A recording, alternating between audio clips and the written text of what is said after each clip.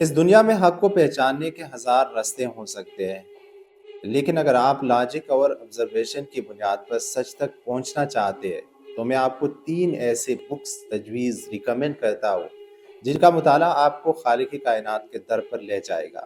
یہ مطالعہ محض جذباتی نہیں بلکہ ایک خالصتاً عقلی اور سائنسی ہوگا۔ پہلی کتاب ہے قرآن۔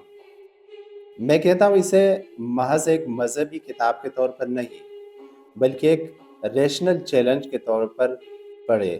دنیا کی ہر کتاب وقت کے ساتھ پرانی ہو جاتی ہے، لیکن قرآن کی دی گئی معلومات آج کی دنیا سائنس سے ٹکراتی نہیں ہے بلکہ اس کی تصدیق کرتی ہے۔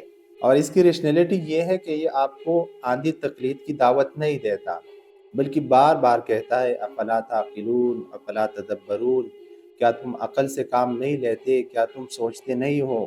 اس کتاب میں موجود کائناتی حقائق جسے جنین کے مراحل یا کائنات کی وسعت کا ذکر اس بات کی منطقی دلیل ہے کہ یہ کسی انسان کا نہیں بلکہ اس ہستی کا کلام ہے جو اس سسٹم کو چلانے والا ہے، اس سسٹم کا باپ ہے۔ دوسری کتاب یہ کائنات خود ہے۔ اسے کتاب آفاقی کہے جہاں ہر ستارہ ایک لفظ اور ہر کہکشاں ایک جملہ ہے۔ سائنس آج ہمیں فائن ٹیوننگ کے بارے میں بتاتی ہے۔ اگر کائنات کے تخلیق کے وقت کشش ثقل یعنی گریویٹی یا اتمی قوتوں میں ذرہ برابر بھی فرق ہوتا تو نہ ستارے بنتے، نہ زندگی ممکن ہوتی، اور ریاضیاتی طور پر یہ ناممکن ہے کہ اتنا پیچیدہ اور منظم نظام اتفاقاً بائی ایکسیڈنٹ بن جائے۔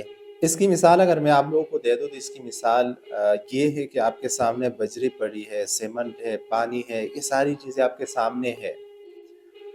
تو آپ نے اپنے دونوں ہاتھوں سے ان میں سے کچھ حصہ لیا اور سامنے دیوار پر زور سے پٹخ دیا، مار دیا، تو کیا خود بخود دیوار میں ڈیزائن بن جائے گا، خود بخود کلر ہو جائے گا، خود بخود ایک بہترین ڈیزائن اس میں بن جائے گا؟ It's not possible. تو یہ کائنات ایک بگ بینگ اور ایک دھماکے کا نتیجہ کس طرح ہو سکتا ہے؟ یہ خوبصورت ندیاں، یہ خوبصورت پہاڑ، یہ جو چرند پرند، یہ جو جنگل آپ کو نظر آ رہی ہے، یہ تو ناممکن ہے ایک دھماکے کے ساتھ بننا۔ اور آپ دیکھیں کہ آپ کا جو ڈی این اے ہے ایک ایسا ڈیجیٹل کوڈ ہے جسے لکھنے والے کے بغیر سمجھنا محال ہے، بلکہ آپ سمجھ ہی نہیں سکتے۔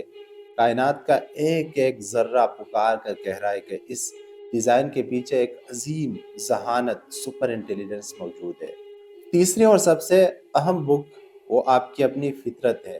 سائنس مادی چیزوں کی وضاحت تو کر سکتی ہے لیکن وہ آپ کے احساس، جواب دہی، محبت اور انصاف کی تڑپ کی وضاحت نہیں کر سکتی۔ عقلی طور پر سوچیں، مادہ یعنی میٹر کبھی اخلاقیات پیدا نہیں کر سکتا۔